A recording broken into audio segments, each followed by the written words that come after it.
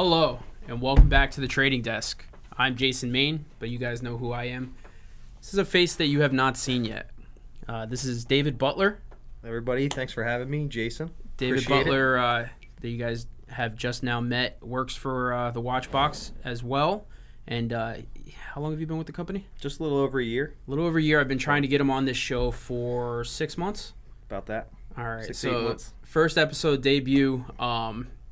I think it's going to go well. So David started with the company. He does what Josh and I do. He's a trader, so buy, selling, and trading, just dipping his feet into the watch world. And it's been kind of a fun journey for the first year. So glad that we could finally get you on, and we'll get you some opinions in the show. Thank you guys for signing in. Kind of a weird show. So we have three people here. Someone also that you have not met that I have the pleasure of introducing you. This is our first viewer guest star. So why don't you introduce yourself? I'm Matt Forster. I've watched the show for the last couple of years. You guys always see me in the chat. So glad to be here. Yeah, so Matt is obviously a client of the Watchbox and a friend. We talk quite often. You speak with Joshua Thanos as well, and is always in the comments and very active in the comments as well. And you were in Philadelphia for the day, came to look at some watches. We figured, we were going to show you the studio anyways. Let's throw you in front of the camera and give you an experience. So I know what you guys are thinking. Lucky dog, how does he get to hang out with me and Butler? But, sometimes the stars just align, right? It works out. Yep. So, it's Friday, man. We put in a lot of work this week. It's time to get a little silly and have some fun. So I thought we'd do a very cool show with three of us, kind of just low-key talk a little bit on some watches. So how about we roll in, Dave, we do wrist shots. You want to do your wrist shot first? Awesome. So this is really my first luxury watch, I guess if you can call it a luxury watch. It's a Seiko Srp 777. Diver 200. I bought this on my honeymoon last year in St. Martin, just a little time after I started with the Watchbox. So like Jason said, I'm kind of just dipping my feet in. This was my first automatic watch. I do have a couple other Seikos and another watch that Jason was kind enough to sell me. So hoping to upgrade in the next couple months here, but love it. It's a great watch, great beater. I've pretty much had it on my wrist almost every day for the past year. So very cool. And then, one of the things I love about, and obviously we all know I talk about Seiko all the time. I love Seiko. I owe a lot of, where I'm at and where I'm going to Seiko, because that's where it started for me. But that's a watch that, no matter how big your collection gets, no matter, if you ascend to some of the stuff that Matt's got on the table here, eventually, that has a place in your collection. For sure. So I think it's a good starter. I'll definitely never get rid of it. Anybody ever asks me what watch I should buy, it's always a Seiko start. So I think it's a great choice. I actually switched it up a little bit. I went out of my way to put the non-date ceramic sub back in the box because I was just wearing it way too much. And this guy has not been getting a lot of love. So this is your PAM 510. So basically the modern day variation of the PAM 111. It's just sub-seconds, 8-day in-house manual movement, which to be honest gets about 9.5 days on average. Just been an awesome watch, 44 millimeter Marina case. I think for me, really just the one and only Panerai that I need. It's just it's been a great daily watch, and it's on a factory Panerai accordion strap, which is pretty comfortable. And I think I'll probably wear this for the next week or so before I think about swapping it out. Putting that sub back on? No, I think I'm talking about the strap. Usually, when I wear the Panerai, I'll wear it for a little while at a time. And then the straps usually stay for a week and a half or so before I switch them out. Sure. Yeah, I know when I had my Panerai, I used to swap it all the time. Yeah, that's one of the fun things about it. And you got to keep one of those screwdrivers real close and handy. I got one at the office in my desk. I got one at home, and straps in both places. So. Oh, yeah. Yep. What about you? What are you wearing? So today I'm wearing my MVOX 2 Paris Boutique Edition. And I would be lying if I didn't say Masso influenced this purchase. But I tracked this down about 2 years ago at a vintage shop in Monaco, and I had to have it shipped over here. But it's 24 pieces. This is 24 of 24. Wow. And I love it. So great piece. Very cool watch. And the MVOX is highly coveted on this channel and with Masso, and JLC has a very strong following with our guys too. But the fact that it's a limited edition from a brand that's known to do limiteds, but usually not in 24 pieces or something in single digits like that. It's a cool piece, and it's black and orange, so how could you really go wrong? Yep. Sure. If you don't wear that on Halloween, I don't know what you're doing. Yeah, it's black, and I'm not a Philly Flyers fan, though. I'm a Capitals fan. You can be while you're here. Yeah. Yeah, says our resident Philadelphian. Absolutely. All right, awesome. Well, I would say that on first impression, you guys did wrist shots really well for your first shows. I thought that went well. Appreciate it. Yeah, and that's it. We're done. We're gonna go home now. All right. Easy run. Awesome. So so like I said, we're just gonna keep the show kind of light. I have a this or that I think's poking a little bit of fun at Omega, and but also kind of talking about some cool watches, and why kind of what makes them cool. So we have a this or that poll. Mm-hmm. This or that's traditionally like Josh versus me. This or that's kind of like the two watches battling each other, and since we have three people, we'll eventually pick. But if you guys are watching or eventually watching, there's a link in the poll, and we do have a running poll so they can vote, and we'll talk about the watches. So for this or that, which we have a graphic, you guys see the graphic? Beautiful. Super cool. Yep. For the guys on the podcast, I can only hope that eventually you log into YouTube and see these graphics, because they're the most amazing graphics. Some would say they're the best graphics. So here, first of all, you got your Josh Thanos. That was my Trump Josh impression. Thanos. Yeah, shout out to Thanos. Shout out Thanos. All right, so for this or that, this week we're going to talk about some limited edition Omegas. Right? I don't know that there's a company better suited to do these limited editions than Omega. It seems like they're always pumping out these limited editions. So it kind of made for a common this or that theme. So the first watch we're talking about here is the newly introduced ceramic variation of the Seamaster, right? We all know that last year Omega announced the new Seamaster, 42 millimeter. They revamped the movement, the dials, now back with the wave with the laser engraving, ceramic bezel, right? All is great with the world. Cool watch for the money. I myself own the older variation wave, and Thanos owns the older the variation before this with the ceramic, but neither one of us own one of these yet. So this particular model is the 43.5, right? So that's one thing about it. It went up in size from 42 to 43.5, but you get the ceramic case, right? You get a titanium ceramic look. For me, it's very sporty. Do you guys have some general opinions on this piece, or? I typically don't like the wave dial. I really like it on this. I think the ceramic looks awesome as well. We were talking about a Batman watch earlier. I think if Batman had a Omega, this would be his Omega.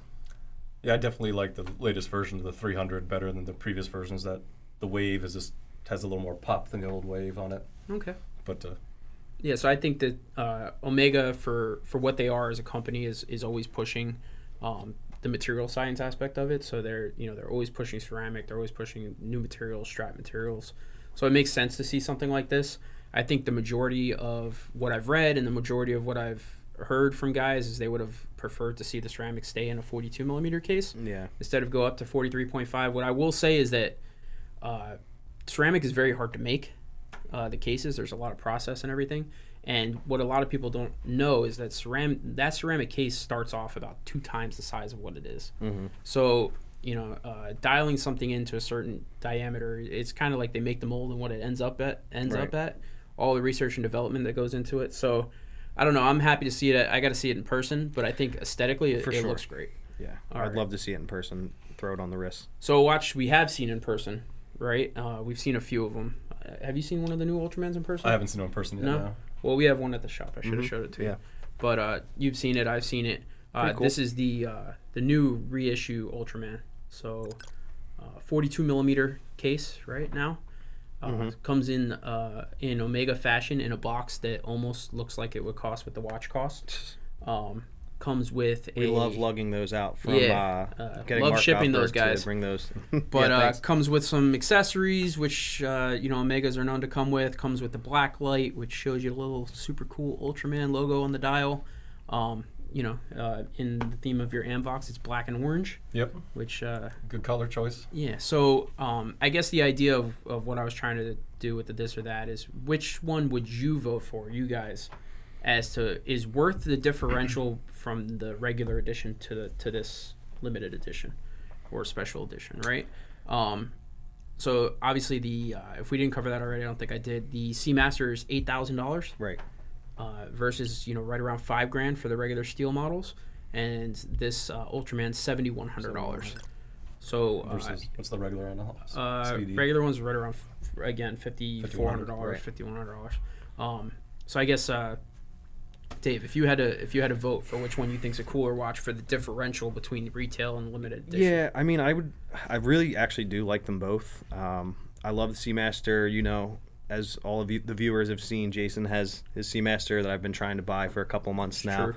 I'm going to whittle him down eventually, but I think, honestly, I'm going to pick the Ultraman. I think the value's better. I think it's a more limited run. Am I correct about that? I don't know exactly how many Seamasters are making. I don't know if the titanium ceramic Seamaster is even numbered. Okay. To be honest, so I think it's a special either edition. way, I mean, it's selling above retail now. I think if you can get your hands on one, probably it's going to go up. So for in you, value. you would say that the extra couple grand is worth it to get that versus a regular Speedmaster. Yeah, and I mean, the ceramic is cool, but you can get, if you're lucky enough to get a no-date sub, you can get it for just a little bit more, or actually a little bit less money. I think it's $74.50 is retail for a no-date sub. We have one on the website right now with box and papers for $84.50, so it's right around the same price. So I mean, I think it's really cool. I'm picking the Ultraman. Okay, for sure. To summarize, you're going with the Speedmaster. Yes. Okay, perfect. Matt? Yeah, this is easy for me because I'm a chrono guy. I love my Speedmaster. I've got one here on the table. I do agree with you. They have way too many editions of the Speedmaster, which is every side of the moon that's ever been made is yeah. I have one of them, one of the limited ones. But it's a great watch. I love the colors. I love the Speedy. I love the shape, the size. I really don't care about Ultraman. Don't know what Ultraman is, and really could care less about it. But I like the watch. The Seamaster is just. I like the Seamaster, but it's never been one that I've wanted to own. Okay. So you're going with the Speedmaster as well. Yeah, absolutely. All right, guys. I would hate to inform you that both of these gentlemen are wrong. Here we go. I like the Seamaster. It's always resonated more with me than a Speedmaster.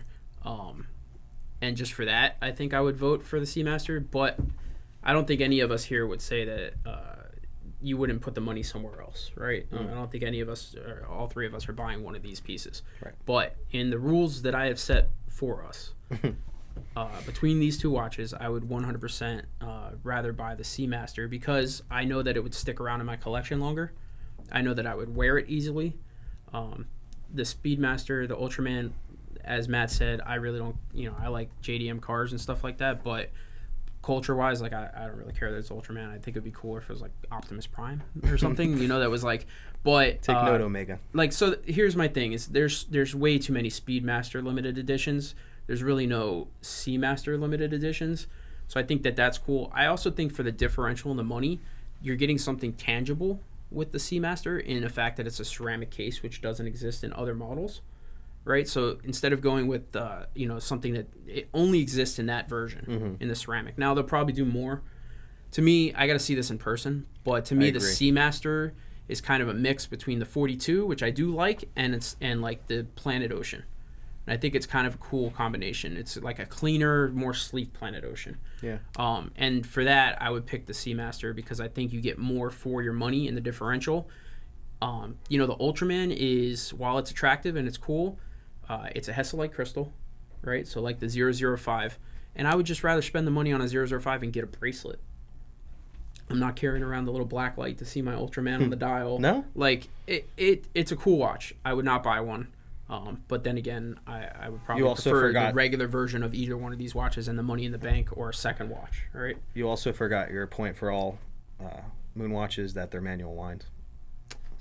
So I mean, not all of them. Obviously, there's the 44.25s that are automatic, and those are kind of bastardizations of the Speedmasters, in my opinion.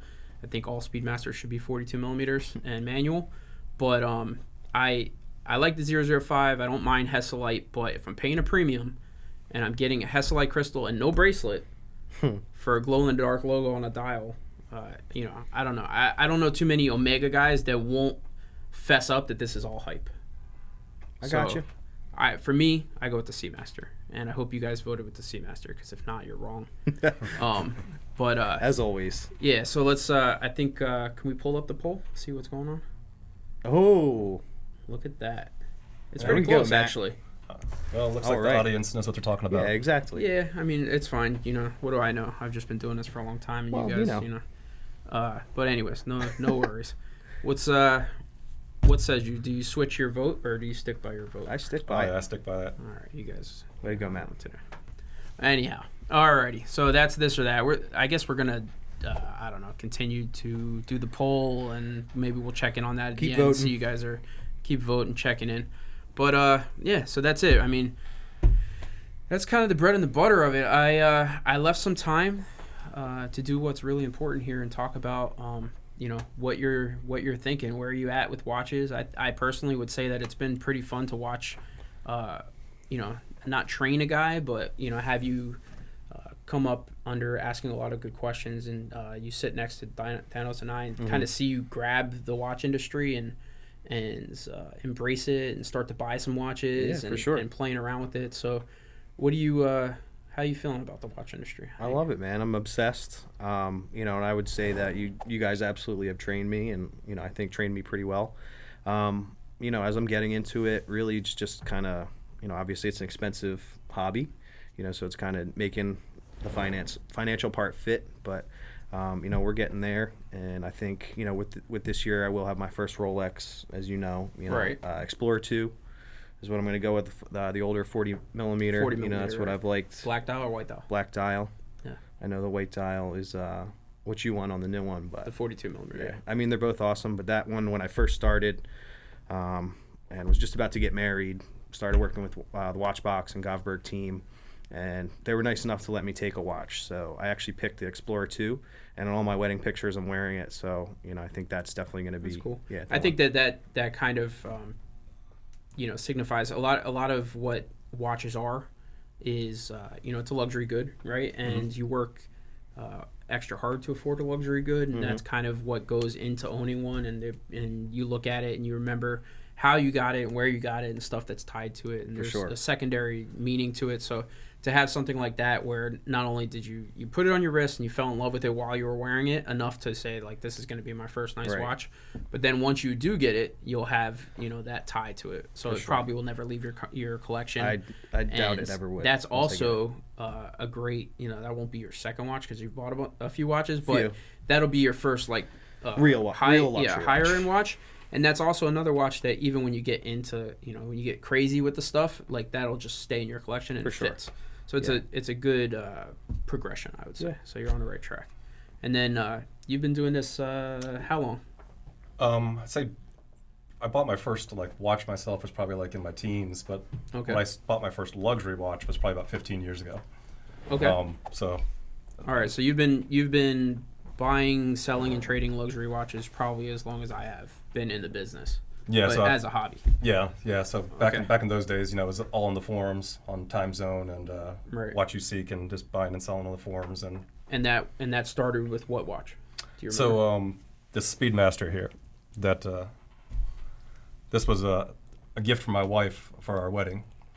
So this was the first luxury watch that I got, and I picked it out, so she didn't, you know, pick it out. But basically, I tricked her. She never thought I would propose, and I had actually already bought a ring. So I said, well, if I do propose, you have to buy me a watch. And she said, sure, because she thought I never would propose. All the while, I had the ring at home. Hook, line, and sinker. Yep. 2 months later, I proposed and made her follow up on the deal. Nice. Awesome. So this is a special edition Speedy, like we were talking about. There's, you know, tons of editions, but this is a Schumacher. Very cool. So that was the first watch I've got, and I've had that for about 14, 15 years now. And like you said, it always stay in the collection. It's not going to go anywhere. Right. It has that Connection. sentimental connection, yeah. So that's pretty cool, and to have that watch here to be able to show. And you were wearing the Amvox. Yeah. And then would you say how long after getting that Speedmaster did the bug bite for the next watch? Well, I'd say before I bought the Speedmaster, you know, I was on the time, because like I said, Time Zone. You just go on there and they had the industry news and look at Right. all the new releases, and I would go on there every day at work, you know, and watch the watches coming through, trying to figure out which one I was going to buy when I could afford it. So it was probably a couple of years before I actually bought that I was already, the bug had already hit me, and I Okay. was already obsessed. Yeah, so like for me, one of the hardest things to get over and try and not train but like tell guys about is that like the itch for the next watch, and too often you see it where like you sell a guy a watch and the next day or 2 days later this. Because you get those phone calls too. The guy's like, all right, well, what about the next one? It's like, dude, did you get the first one? Did you get it yesterday? Because I know it was delivered. Or even worse, when you're trying to get the first one done and they're like, oh, what about this one? And like, let's just do this one first. So I don't know. For me, I've done it. I know Tim went through it. Recently, Josh has done it. We've all done it, and it's kind of like it's nice to take a step back and enjoy your collection. Yeah. And kind of slow down. And if you don't do it for yourself, your bank account sure as hell will, right? Because it becomes an obsession pretty quickly. Especially if you're selling them, because likely you're going to take a loss when you sell them. So what I've said before on the show, which I think is fundamentally true, is that like we have a unique advantage to like fall in love and fall out of love with watches before we make the mistake of owning the watch, right? So it's probably saved me a lot of money, because I haven't had to buy a watch to realize I didn't like it for a while and then sell it and take the loss like some of my clients do. Right. So that's where, like, talking to one of us, you can call me and say, hey, what do you think about this watch? And I'll tell you, the one thing I hate about it and the 10 things I love about it, and then you can make up your mind. But I'm sure you have some pretty distinctive stuff on the table, right? I mean, they're Yeah, I tend not to go for the mainstream stuff. I tend to go for the more unique, like I'm kind of going indies these days. But what I have here is just kind of so I've had about, I think I said 13 watches we were talking earlier, and I've had probably 12 brands in there. So I've tried to experience all kinds of different stuff. That's cool. So we've talked about like guys that will collect monobrand stuff, or guys, even Speedmasters, like all they do is Speedmasters, or all they do is Omega, or so to say like I want this brand to experience that, it's pretty cool. So there's a Parmigiani on the table, right? Yeah, I think which we've talked about Parmigiani in the past before. Yeah, the Tonda Couture annual calendar, a couple of years old. This one I bought from somebody up in New York. Yeah, arguably, I mean, the dressiest watch on the table. Yeah. Do you? I mean, it looks like you like chronographs. You tend to lean more towards sportier looking watches. Yeah, I love the dials to have stuff going on them. Okay. I mean, to be honest, like we were saying, I probably never use the chronographs, and if I do, I forget to turn them off. But, but I just like the dials, so that's where I tend to go. I mean, we're talking luxury goods, right? So you got to scratch the itch, whatever appeals to you. So that's definitely the dressiest watch on the table. We've talked about the Schumacher, which is a cool watch. Nicolas Schut, which I saw earlier, was on a strap before we switched to the bracelet. Yep, this was so it's freshly back on that bracelet. Yeah, this is my second watch. So I've had that one for almost 14 years too. That one, but you're right. It goes back and forth on the strap and the bracelet. Every 6 months, I just rotate it back and forth. That's a cool piece too. And why don't you tell us about the Patek?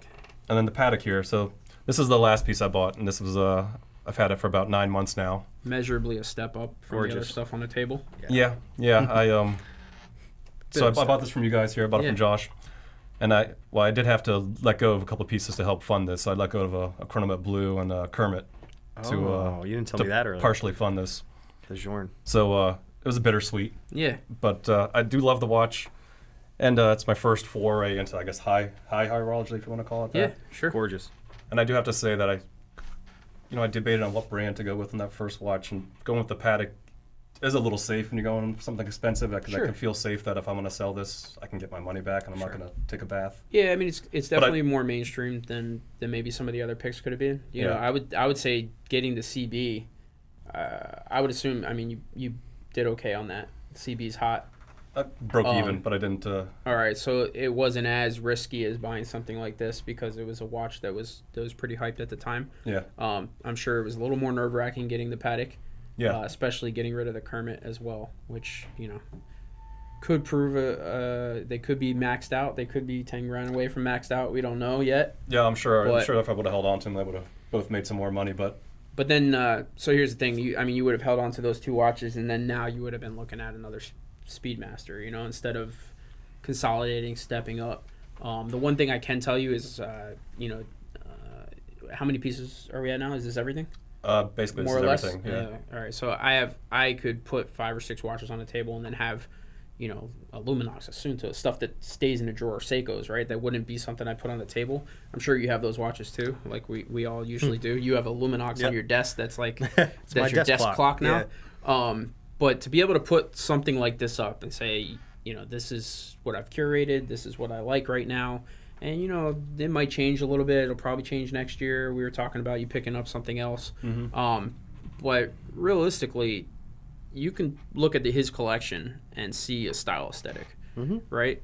I would say besides the Parmigiani, the rest of the watches fit in that collection. And that's really cool to see because I know what that curating that collection for myself feels like. And I think you're like just starting to get there. Mine's all in my mind at this point. You're actually at a unique perspective because you're you know, just starting, but you're also behind the curtain. Right. So you're like putting your collection together in your head right now. So that'll be cool to see how that forms up. How do you have a watch box specifically? Yeah, I got a watch box a couple years ago, so like I keep them in there or you know, keep them locked up if I'm not wearing them sometimes. So do you like kind of an industry insider thing, like, and all my clients do this, or I think most of them do. Do you, when you get a new watch, do you like have to introduce it to the old one, the other ones? Because I do it, and I know a lot of guys do. So no, I've never done that. I can't say. You don't like put them all together when you get the new one. Well, it goes in the box next to the other one. All right. Well, I mean, that's like I don't like talk to them. You know. No, I understand. You're not playing dolls with your watches, but like for me, it's like, all right, this is the new one. It goes in the box, and it's like the new puppy meeting its pack. Everybody like, get along. Yeah, it's like, all right, you live here now. I do try to, you know, so stick to the rotation though when I get a new watch because I don't know about you guys, but I try to wear every watch. Like every watch is on my wrist as much as I can. Like nothing sits in the closet. And you're not double fisted. No. Yeah. But you know, but they're all getting worn. Like nothing sits in a safe. And that's all the reason I have a small collection. Everything gets wrist time. I want everything to. Yeah. Once it starts sitting, I get nervous. Yeah. I mean, one of the benefits of having a a small collection or curated collection like that is, one, they all get wrist time.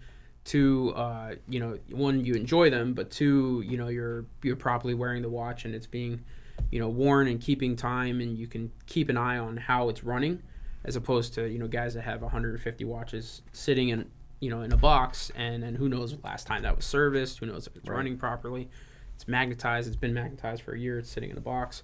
So I get that too. I would say when we talked and you said you were bringing some stuff in, I was pleasantly surprised to see what you brought. So I think they're all kind of cool. Maybe except for the Patek, they're all like off the beaten path, which is kind of cool. I mean that Speedmaster, even I hadn't heard of that one before. I love that. That's awesome. Yeah, it's cool. And the JLC has so many cool features when you zoom in on the dial. I mean, really cool stuff. The Parmigiani is a brand that, like, on this channel, and Josh and myself and Tim, like, I greatly respect this brand. I was telling Matt that, and I've told you guys before, so I know you've heard it on the other end of the show, the Tonda blue meteorite dial with the micro rotor, that's my Parmigiani of choice. Like, yeah, it's a great watch. I've had two of them in my hands before. If I was gonna buy one, that would be the watch. But and that's what I think I told you. I was looking at the Tonda, the straight up plain dial, but I came across this, and the price differential wasn't that much because as we were saying, these things just get hammered on the pre-owned market, and, which is great for us. Yeah, no, it's definitely a watch you want to buy pre-owned. So the upcharge from the complication was so small, I just jumped on it. Sure. Awesome, man. Yeah, awesome collection. It's been awesome having you on the show. I hope the experience. It's been a good time. Something good. Got to see the whole what's behind the curtains here. Yeah. Meet the guys. Threw back him there, a little curveball and put him under the magnifying. But before we go, I just want to kind of throw one last curveball. SIHH, positive show for you. Yeah, I think the watch, which you guys really didn't talk about too much, but I think the Zeitwerk date was by far my favorite. Dude, I love that. I'm a big fan of the Zeitwerk, or Zeitwerk, I'm probably pronouncing it slightly wrong, but whatever. Putting that date on there and the gray color on the dial. I mean, I think they also hiked the price like $20K. Yeah. But again, a brand that gets hammered in pre-owned, so maybe one day that'll work out. So maybe you'll have one. And SIHH for you. A lot of cool stuff, a lot of weird stuff that Richard Mille, Bonbon, not a huge fan of that. So, I mean, it's cool, I guess. But well, Thanos and I know you watched the show last week too, so Thanos and I talked about those a little bit. It's like so out of the park that it's quirky and it's cool, but that's what RM's supposed to be. It's like ridiculously stupid, but for the right reasons. So I'm excited for Basel, see what Rolex has. We've had our conversations this week about what we think's coming, and Yeah. Did you? I think it's gonna be a lot of speaking cool of stuff. which, that Milgauss post that Rolex put up. Mhm. Did you see that on No. Instagram? I haven't seen that. They posted an original Milgauss that was like cherry, like Yeah. $150,000 watch from their. I'm assuming from their private collection, their vault. And I would say that's a tip and a Well, hat I to don't a know. new Milgauss, Yeah. but we'll see what happens. Interesting. But That's our if guess. it does not have an original rotating bezel, I'm going to be extremely disappointed. yeah, we'll see. I do but- like the Milgauss. The Milgauss is a great watch, but I need one in a tool finish and I need one with the rotating bezel. For sure. But anyways, this has been. I think this went pretty well. It was awesome. I Thanks had for fun. having me. Yeah, not a problem. So, you guys know Thanos isn't here, so I'm gonna go ahead and do it. Instagram. Instagram. EvoX4B11 is my Instagram. Mine's Please a li- follow me. Mine's a little bit DM me. easier. Watch.butler. So just watch Butler with the period in the middle. Oh, that's easier because that's weird. Evox 4B11. Yeah, so Butler was. What's up, Thanos? Was damned to get his one Thanos impression in there before. So, and then it was awesome having you here. I'm sure the guys in the comments, and I shut my computer, so I don't even know what's going on in the chat box, are jealous because you were our first guest of the show. If you watch the show regularly, I'm looking at you, Ahmad. I'm sure you're in the comments. And you want to come in, please let me know. These are fun. I'd love to have you guys. Yeah, it was a And good time. it gets a Awesome little time. tedious writing all the shows, so if I have somebody on that can take some of that off my plate, then great. We appreciate it. Awesome. Got to give a shout out to all the Watchbox crew. Rachel Techner, Austin Tom. Told you. They gave you money for that, didn't they? A little bit. All right, guys. Thanks so much. Yeah. I hope that on this Friday, this was made your life a little bbit easier. Driving home at the end of the night on an office, doing some paperwork. Give us a shout. Awesome. Thank you. Yeah, thanks, guys. Thanks, guys. Yep.